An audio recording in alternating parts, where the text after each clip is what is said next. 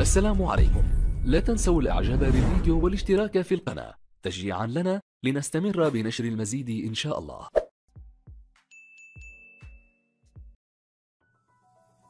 بعد الجريمة المروعة التي شهدتها ولاية جالما والمحاولات التي تم من خلالها استهداف رجال الدرك الوطني بداعي أنهم متغافلين عن عملهم في شهر رمضان الكريم، إلا أنهم قاموا بالرد المباشر والصريح ولكن بطريقة مختلفة أسعدت الملايين في مختلف التراب الوطني.